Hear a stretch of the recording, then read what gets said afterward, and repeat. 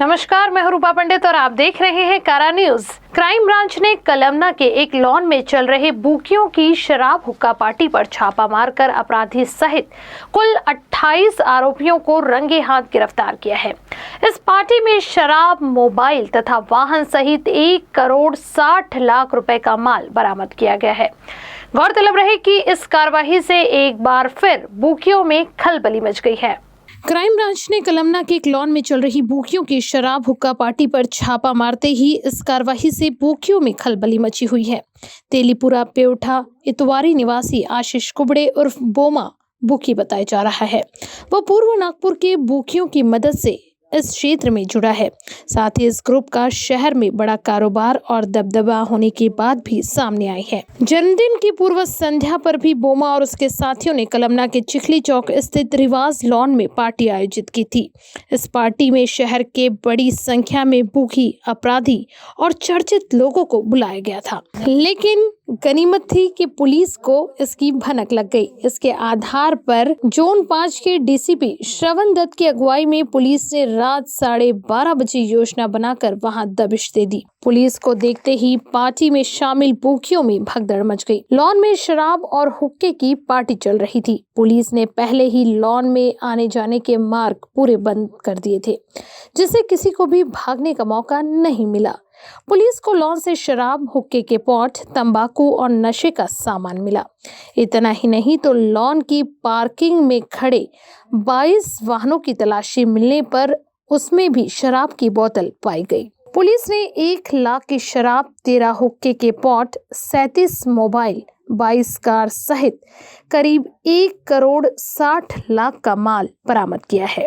गौरतलब रहे कि पार्टी का सूत्रधार चर्चित बुकी चिंटू चुग था। चिंटू के खिलाफ पहले भी हत्या, मारपीट, पुलिस पर हमले, दंगे जैसे मामले दर्ज हैं। साथ ही वो विज्जू मोहड़ की हत्या में भी लिप्त बताया जा रहा है। दबेओट ये भी चर्चा है कि उसके खिलाफ मकोका के तहत कार्रवाई की गई थी। लंबे वक्त तक फरार रहने के बाद वह पुलिस के हाथ लगा है। इसमें जमानत पर आने के बाद से ही वह बुकी बन गया। Bureau report, Kara news. This news is sponsored by Pranals fitness. नमस्कार, मैं हूं रूपा पंडित और आप देख रहे हैं कारा न्यूज। इंसेक्टिसाइड्स इंडिया लिमिटेड की ओर से आधुनिक कीटनाशक मिशन किसानों के लिए पेश की गई है। ऐसी जानकारी IIL के प्रबंध निदेशक राजेश अग्रवाल एवं उनकी टीम ने पत्र परिषद में दी है। पेश है हमारे संवाददाता संजय मीरे इनकी बातचीत के कुछ अंश। दर्शकों नमस्कार। इस समय में कारा न्यूज की टीम एक ऐसे पत्र परिषद में जहां IIL के प्रबंध निदेशक राजेश अग्रवाल जी हमारे साथ में मौजूद है। आइए उनके पास चलते और उनसे बात करते हैं। अग्रवाल साहब, जिस प्रकार से आज ये जो पत्र परिषद ली गई है, ये लेने के पीछे का उद्देश्य क्या है? देखिए, इंसेक्टिसाइड इंडिया किसानों के बीच में जाना माना नाम है। IIL हमेशा ट्रैक्टर ब्रांड के नीचे नए नए प्रोडक्ट्स लाता रहता है और हमारी कोशिश रहती है कि हम किसानों को बिल्कुल जो लेटेस्ट क्वालिटी के प्रोडक्ट्स हैं, लेटेस्ट जो प्रोडक्ट अभी ऑफ पेटेंट हो रहे हैं और देश के अंदर इंपोर्ट होते हैं, उनको देश में ही बनाकर किसानों को कॉम्पिटिटिव प्राइस पे अवेलेबल करा सकें। तो इसी तर्ज पर मिशन नया इंसेक्टिसाइड हमने लॉन्च किया है, जिससे किसानों को बहुत लाभ होने वाला है। इंटरनेशनल प्रोडक्ट इंडियन प्राइस पे किसानों को मिलने वाला है। तो मैं कह सकता हूं कि बहुत किफ़ायती प्रोडक्ट है। मिशन से हमारे किसान को बहुत लाभ होगा। सुंडी के कंट्रोल के लिए सुंडी बहुत सारे क्रॉप्स में सताती है, जैसे paddy, sugar cane, soybean, pulses, cole crops, vegetables, बहुत क्रॉप्स पे इनका प्रकोप रहता है। इसको पूरी तरीके से कंट्रोल करेगा प्रोडक्ट। ये जो तकनीक वाला जो कीटनाशक है वो किसानों के लिए कितना कारगर साबित होगा, या क्या स्पेशलिटी आपकी इस प्रोडक्ट की? देखिए, ये प्रोडक्ट हिंदुस्तान में बिकने वाला नंबर 1 कीटनाशक है। इस प्रोडक्ट के इस्तेमाल से लगभग 20 दिन का कंट्रोल किसान को मिलता है, यानी 3 हफ्ते का कंट्रोल देता है। एक बार स्प्रे करने के बाद 3 हफ्ते तक दूसरी दवा डालने की जरूरत नहीं रहती है और बहुत ही अच्छा कंट्रोल इससे सुंडी के लिए मिलता है। जैसा मनुष्य होता है कि अपनी सेहत के लिए अच्छा ख्याल रखता है, जहाँ किसी फसल की बात आती है तो आए दिन फसलें बर्बाद हो रही है। क्या कहना चाहोगे ऐसे समय में ये जो प्रोडक्ट है ये किसानों के लिए कितना संजीवनी का काम कर रही है? देखिए, मैं कहना चाहूँगा कि किसान को जो पैकेज एंड प्रैक्टिस रिकमेंडेड होता है उसका इस्तेमाल करना चाहिए। जब फसल को उगाता है तो आजकल हम सॉयल हेल्थ का पूरा ख्याल नहीं रखते। सॉयल हेल्थ का ख्याल रखना चाहिए, उसके लिए बायोलॉजिकल चीज़ें इस्तेमाल करनी चाहिए जिससे कि जो मिट्टी है उसकी उपजाऊ क्षमता है और उर्वरक क्षमता को बढ़ा सके।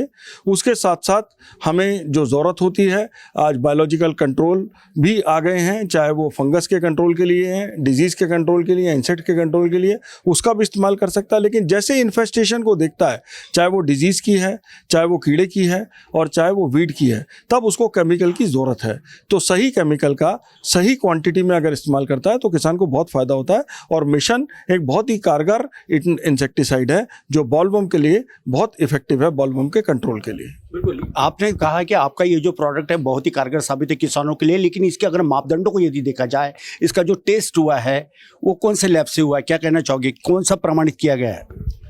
देखिए, इस प्रोडक्ट को हमने दिल्ली इंडिया की डिफरेंट यूनिवर्सिटीज़ में और लेबोरेटरी में टेस्ट करा के बनाया गया है। और आज कंपनी के पास NABL और GLP दोनों ही इन हाउस एक्रेडिशंस हैं। आज इंसेक्टिसाइड इंडिया की 4 लैबों को GLP मान्यता, NABL मान्यता प्राप्त है और एक लेबोरेटरी को GLP की मान्यता प्राप्त है। यानी जो डाटा हमारे साइंटिस्ट जनरेट करते हैं पूरी दुनिया के अंदर वो मान्य होता है। तो इन्होंने बताया कि किस तरह से ये पूरा सर्टिफाइड किया गया है और किन मापदंडों पे यह जो मेडिसिन है ये किसानों के लिए कितना कारगर साबित होने वाली है। अब इनकी जो फसलें जो बर्बाद होती हुए जो नज़र आ रही है वो होगी नहीं, ऐसा इन्हें अश्योर किया है। लेकिन दर्शकों, मैं आपको बता दूं कि भारत यह कृषि प्रधान देश है, ऐसे कहा जाता है, लेकिन आए दिन भारत के किसानों की जो एक लचर हालत जो बनी हुई है उसको देखते हुए और जो मार्केट में जो सीड्स जो आ रहे हैं या ऐसे जो केमिकल्स आ रहे हैं जिसका छिड़काव किया जाता है वो डुप्लीकेट आ रहा है। इससे कहीं ना कहीं एक खतरा सा बना हुआ है और किसानों में एक उनकी जो सोच है उसके प्रति एक अलग जा रही है। ऐसे में किसी भी किसानों का कोई भी नुकसान न हो इस बात को ध्यान में रखते हुए ये जो मिशन जो एक कीटनाशक जो एक लिक्विड इन्होंने जो बताया है वो सही मायने में हजारों नहीं, करोड़ों नहीं, लाखों लाखों किसानों के लिए कारगर साबित होगा, इसमें कोई दो राय नहीं। ऐसा आज IIL के प्रबंध निदेशक डॉक्टर राजेश अग्रवाल हमारे साथ में मौजूद थे, उन्होंने ये बात कही है। अब देखना ये होगा कि किसान कितने पैमाने पे इसका यूज करते हैं और किस तरह से यूज करते हैं, क्योंकि ये जो है ये नागपुर, विदर्भ, महाराष्ट्र और भारत नहीं तो बल्कि अब देश विदेशों में भी यह मिशन का प्रोडक्ट पहुंच रहा है। नागपुर की इस पत्रकार से कैमरा पर्सन विशाल के साथ संजय मिरक, कारा न्यूज, नागपुर। नमस्कार, मैं रूपा पंडित और आप देख रहे हैं कारा न्यूज। महाराष्ट्र राज्य आंगनवाड़ी बालवाड़ी कर्मचारी यूनियन आइटक की ओर से मणिपुर की हिंसा और आंगनवाड़ी महिलाओं के न्याय हकों के लिए हजारों महिलाओं ने संविधान चौक पर जमकर आंदोलन किया और केंद्र सरकार की नीतियों का जमकर विरोध किया। पेश है हमारे संवाददाता संजय मीरे, इनकी ये ग्राउंड रिपोर्ट। सरकार अब तो ध्यान दो में, आइए देखते हैं। दर्शकों नमस्कार, इस समय में कारा न्यूज की टीम संविधान चौक पे हम आपको बता दें कि हजारों की तादाद में आज यहाँ पे आंगनवाड़ी सेविकाएं आई हुई है अपनी तमाम मांगों को लेकर। और मणिपुर जिस प्रकार से जल रहा है, सरकार का ध्यान नहीं है, ऐसे ही महिलाओं को कहना है। और इन्होंने आज यहाँ पर भव्य आंदोलन भी किया है। आइए कुछ आंगनवाड़ी सेविकाएं यहाँ पे मौजूद है, उनसे जानना चाहेंगे। मैडम आप बताइए क्यों यहाँ पे आई हो, क्या सबसे पहले हमारी कुछ मांगों को लेकर के यहाँ पर आए हुए हैं। और मणिपुर में जो हो रहा है पिछले दिनों से और जो हमारी महिलाओं को, हमारी बहनों के साथ जो अत्याचार हो रहा है उसके विषय में हम लोग यहाँ पर आए हुए हैं। जो हमारी मणिपुर की महिलाओं के साथ अत्याचार हुआ, उन्हें नग्न अवस्था में घुमाया गया, उस विरोध में हम लोग यहाँ पर उपस्थित हुए हैं। और सरकार जो नारा देती है कि बेटी बचाओ बेटी पढ़ाओ, लेकिन जब बहनों के साथ में ऐसे अत्याचार होते हैं और यहाँ सरकार कोई ध्यान नहीं देती, जबकि वहाँ जाकर भी नहीं देती, ऐसी सरकार की अभी कोई आवश्यकता नहीं है। जो हमारा बचाव करने की शक्ति जो हमारे साथ में नहीं है, ऐसी सरकार हमें बिल्कुल नहीं चाहिए। हम ऐसी सरकार पे निषेध करते हैं और इसी विषय में हम लोग हमारी जो मांगे हैं वो लेकर यहाँ पर आते हैं। ये बताएं कि सर मांगों को पूरा नहीं किया है और आंगनवाड़ी सेविका तीन मर रही है, ऐसा उनका कहना, क्या कहना चाहते हो आप? पहले मेरा परिचय उषा चारबो, आइटक महाराष्ट्र राज्य काउंसिलर एंड विदर्भ राज्य सेक्रेटरी। हम इस बात को लेकर यहाँ सभी आंगनवाड़ी कर्मी यहाँ पे हजारों की तादाद पर यहाँ पे खड़े हैं। तो हमारी पहली मांग है कि हमारा वेतन देना चाहिए हमें, जबकि भारत के सभी स्टेट में वेतन मिल रहा है, जैसे कि पांडिचेरी, गोवा, तेलंगाना, कर्नाटका। तो ये भी महाराष्ट्र भारत का एक स्टेट है, तो यहाँ पे भी हमें वेतन श्रेणी चाहिए। वेतन श्रेणी की जगह पर मिनिमम हमें 24,000 मिनिमम मानधन मिलना चाहिए। दूसरी मांग हमारी ये है कि हमें ग्रेजुएटी मिलना चाहिए, ईएसआई मिलना चाहिए, क्योंकि हम महिला और बाल कल्याण विभाग में काम करते हैं, तो जो प्रेग्नेंट माता और बच्चों के लिए जो हॉस्पिटलाइज करते हैं, तो हमें सामाजिक सुरक्षा नहीं मिलती, मेडिकल लीव नहीं मिलती, तो ईएसआई होना जरूरी है हमारे बच्चों के लिए। तीसरी मांग हमारी है कि हमारी महिलाएं पेंशन चाहिए, क्योंकि जो एक मुक्त रकम मिलती है 1,75,000, तो वो हमें नहीं चाहिए, हमें महीने के रूप में चाहिए। भले ही हमारे महीने का पगार 10,000 अभी है, तो 10,000 के 50% 5,000 तक की हमें मानधन महीने का चाहिए।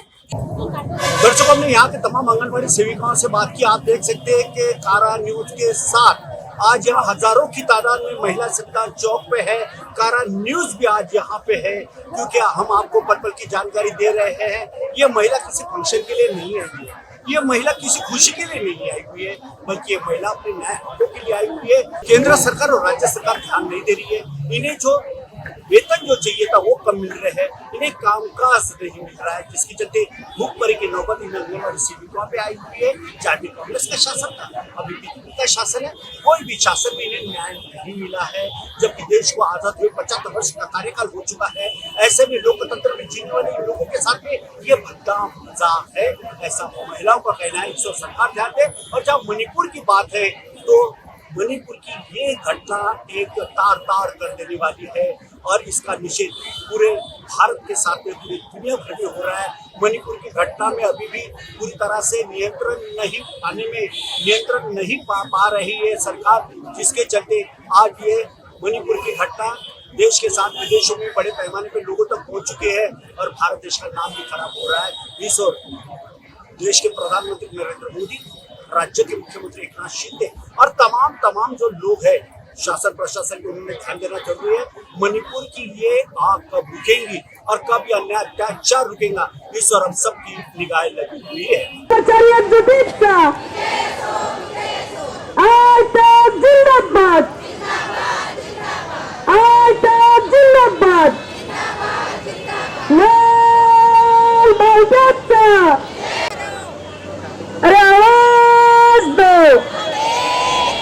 महाराष्ट्र शासन होश में आओ, स्मृति ईरानी होश में आओ। नागपुर के संविधान चौक से कैमरा पर्सन विलास के साथ संजय मेरे, Kara news Nagpur. This news is sponsored by Pranals fitness. नमस्कार, मैं हूं रूपा पंडित और आप देख रहे हैं कारा न्यूज। आई कुसुम सहारे फाउंडेशन की ओर से 1 अगस्त से लेकर तो 20 अगस्त तक शहर के रेशमबाग मैदान पर भव्य फुटबॉल स्पर्धा का आयोजन किया जा रहा है। ऐसी जानकारी पत्र परिषद में संयोजक नागेश सहारे इन्होंने दी है।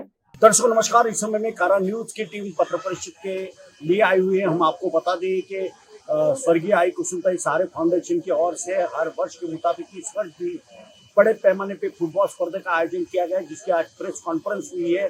और इस समय हमारे साथ में कुसुम सहारे फाउंडेशन के संस्थापक अध्यक्ष नागेश सहारे हमारे साथ में आइए, उनसे जानना चाहेंगे। नागेश जी, जिस प्रकार से ये जो स्पर्धा का आयोजन लिया जा रहा है, ये लेने के पीछे का उद्देश्य क्या है, और कुल मिला के कितनी टीमें आने वाली है, और क्या उन्हें सम्मान उनका किया जाएगा? नागपुर या विदर्भ से कम 90 के आसपास टीमें आने वाली है। और ये टूर्नामेंट का उद्देश्य यही है हमारा कि खिलाड़ियों को एक प्लेटफॉर्म मिले, और प्लेटफॉर्म मिलने के लिए बहुत अभी ग्राउंड की कमी है, तो इसके माध्यम से हम लोग रेशमबाग मैदान पे ये टूर्नामेंट का आयोजन किया करते हैं। 17वां साल है, और इस बार हमने ये पहला प्राइज़ 1 लाख रुपए, द्वितीय प्राइज़ 50, ऐसा कुल 8 प्राइजेस है। उसमें एक बाइक का भी बेस्ट प्लेयर करके बाइक हम दे रहे हैं, और 16 साइकिल का आयोजन किया हुआ है हमने इसमें, और टीवी, बहुत सारे हम लोग प्राइजेस देने वाले हैं बच्चों को। एक मोटिवेशन के लिए बच्चों को फुटबॉल का प्यार बढ़ना चाहिए, फुटबॉल के प्रति रुचि बढ़ना चाहिए, इसकी वजह से हम लोग ये रेशमबाग में टूर्नामेंट दिया जाए। ये जो 17 जो टीमें आने वाली है, वो कहाँ से आने वाली है? ये नागपुर के आसपास अमरावती तक टीम आती है। विदर्भ की ज़्यादा से ज़्यादा टीम, लेकिन नागपुर शहर की टीम ज़्यादा आती है इसमें। और एक्चुअली रहने का व्यवस्था नहीं होने के कारण लोग थोड़ा सा हमसे बोलते हैं, लेकिन हम लोग अरेंज नहीं कर पा सकते रहने की व्यवस्था, तो हम लोग नागपुर की कम से कम 90-80 के आसपास की टीमें हो जाती है हमारी। कारा जो आपका जो चैनल है, हमेशा मेरे को हमारे टूर्नामेंट को प्रमोट करता है। हम बहुत बहुत शुभेच्छा देते हैं संजीव मीरे को, जो हमारे टूर्नामेंट को बहुत प्रसिद्धि दिलाते हैं। हम उनका भी बहुत बहुत धन्यवाद करते हैं। बिल्कुल, इस समय हमारे साथ में नगराज सर भी मौजूद हैं, उनसे जानना चाहेंगे। नगराज जी बताइए कि कैसा महसूस करें, क्योंकि कई वर्ष आप इस गेम से जुड़े हुए हो, कई खिलाड़ियों को आपने बनाया भी है, और ये जो स्पर्धा होने वाली है ये अपने आप में कितनी महत्वपूर्ण होगी? ये झोपड़पट्टी फुटबॉल है, ये जो गरीब बच्चे खेलते हैं, बियर क्रिकेट रहती है, ये बच्चों को प्रोत्साहित करने के लिए हर साल की तरह, यानी 17 साल हो गए, हर साल की तरह प्रोत्साहित करने के लिए इस साल में और ज़्यादा से ज़्यादा संख्या में प्रोत्साहित होने के लिए प्राइजेस की संख्या भी बढ़ा दी है। बाकी प्लेयर को, यानी आजू बाजू के भी जो प्लेयर आते हैं उत्सुक रहते हैं, लेकिन कुछ यानी आयोजन के इसमें कुछ ये रह जाती, कम जल्दी रहने की जो व्यवस्था है वो व्यवस्था नहीं हो पाती, इसलिए हम उतना नहीं कर पाते। लेकिन बड़े पैमाने में 70-80 से करीब ये टीमें हर साल 17 साल से कंटिन्यूस चल रहा है, अच्छा प्रोत्साहन मिल रहा है। जिस तरह से स्पर्धा का आयोजन किया जा रहा है वो अपने आप में बहुत ही एक शानदार और बेहतरीन कामकाज है, लेकिन खिलाड़ियों को जो सुविधा चाहिए वो पूरी तरह से नहीं मिलती है। इसलिए खासदार महोत्सव तो पूरे शहर भर में मनाया जाता है, लेकिन ऐसे जो टूर्नामेंट होते हैं वहाँ के जो खिलाड़ी दूर दराज से आते हैं, बाहर गांव से आते, कई राज्यों से आते हैं, उनका निवास का बराबर ध्यान नहीं दिया जाता। इस और शासन प्रशासन ने ध्यान देना चाहिए। अगर भारत का परचम लहराना है और भारत को गोल्ड मेडल होना है तो फुटबॉल के उन खिलाड़ियों के लिए पूरी सुविधा देना भी ये भी सरकार का काम है। मात्र खासदार महोत्सव लेने से काम नहीं चलेगा, बल्कि खिलाड़ियों के कामकाज और उनके जीवन संवर्धन का काम भी इस सरकार को करना पड़ेगा। तब कई ऐसी संस्थाएं आगे आएगी और खेल को बढ़ावा मिलते रहेगा। पत्र परिषद से कैमरा पर्सन विलास के साथ संजय मीरक, कारा न्यूज, नागपुर। नमस्कार, मैं हूं रूपा पंडित और आप देख रहे हैं कारा न्यूज। बीती रात भरतवाड़ा पुलिस को गुप्त जानकारी मिली थी कि वहां पर कुछ आपराधिक तत्व के लोग आपस में झगड़ा कर रहे हैं। ताज्जुब की बात तो ये थी कि ये जानकारी देने वाला शख्स खुद ही तलवार लेकर 3 लोगों के पीछे दौड़ रहा था। बीट मार्शल ने अपनी जान जोखिम में डालकर आखिरकार इस आरोपी को धर दबोचा है। दरअसल ये आरोपी और दूसरे गुट का व्यक्ति एक दूसरे के रिश्तेदार बताए जा रहे हैं। पैसों के विवाद को लेकर दोनों में आपसी झगड़ा होने की बात भी सामने आई है। फैब्रिकेटर होने की वजह से उस पर कोई भी गुनाह दर्ज नहीं है। फिलहाल इस मामले में अपराधी का पुराना रिकॉर्ड भी पुलिस खंगालने में जुट गई है। रात तकरीबन 21 बजे के करीब हमारे बीट मार्शल को 112 से एक कॉल आया कि कहीं झगड़ा चल रहा है। भरतवाड़ा परिसर में झगड़ा चलने की जानकारी से जब बीट मार्शल वहां पे पहुंचे तो वहां पे झगड़ा वाकई में चल रहा था, लेकिन जो कॉलर था वो कॉलर बाकी 3 लोगों के पीछे तलवार लेके दौड़ते हुए पाया गया। हमारे बीट मार्शल 2 ने अपनी जान जोखिम में डालकर उस हमले से उसको बचाया। उसके हाथ से वो तलवार जब्ती की और धारा 4/25 भारतीय हथियार कायदा अंतर्गत गुना दर्ज किया है। दोनों ही आपस में बुआ का लड़का और मामा का लड़का ऐसा उनका रिलेशन है। जो आरोपी पकड़ा गया है, आरोपी के कुछ पैसे इस लड़के की तरफ बाकी थे लेना, फिरियादी की तरफ। फिरियादी यानी दूसरे 294 का जो फिरियादी है उसमें उसके तरफ से कुछ पैसे लेने थे और वो दबाव बना रहा था कि मेरे तरफ इतने पैसे आते नहीं, मैं तुमको पैसे नहीं दूंगा। इस वजह से उनका आपसी झगड़ा हुआ था और वो झगड़े के चलते अपने पैसे प्राप्त करने के लिए आरोपी ने तलवार लेके उसके पीछे दौड़ा, जो कि गैर कानूनी है। कुछ अलग तरीके से भी ये कार्रवाई हो सकती थी, इसी वजह से गुना दर्ज किया गया। वो अपने प्रोफेशन से फैब्रिकेटर है और फैब्रिकेटर के लिए तलवार बनाना कोई बड़ी बात नहीं है। उसके ऊपर कोई भी गुना दर्ज नहीं है, एकदम पारिवारिक। This news is sponsored by Pranals fitness. नमस्कार, मैं हूं रूपा पंडित और आप देख रहे हैं कारा न्यूज। पुलिस आयुक्त अमितेश कुमार ने सट्टा, जुआ और शराब के अवैध धंधों को संरक्षण देते मिले थानेदारों को चेतावनी देते हुए कहा है कि अब थानेदार बच नहीं पाएंगे। उन्होंने कहा है कि यदि किसी इलाके में चोरी छिपे भी कोई अवैध धंधा चल रहा है तो उसे उखाड़ फेंक दिया जाए। यदि बाद में उस एरिया में कुछ पाया गया तो थानेदारों को बचने का मौका नहीं दिया जाएगा। गौरतलब रहे कि पुलिस की सख्ती के बाद भी कुछ स्थानों पर क्लब और दूसरे धंधे चलने की शिकायतें लगातार सामने आ रही हैं। ऐसे में ये निर्देश सभी थानेदारों के लिए खतरे की घंटी साबित हो सकती है। कलमना में हुई छापेमार कार्रवाई के बावजूद भी सावनेर में जश्न मनाने को लेकर बेहद गंभीर मुद्दा बताते हुए इसमें लिप्त सभी अपराधियों की कुंडली खंगालने के निर्देश भी पुलिस आयुक्त अमितेश कुमार ने सभी थानों के थानेदारों को दे दिए हैं। कारा न्यूज के लिए रूपा पंडित, ब्यूरो रिपोर्ट।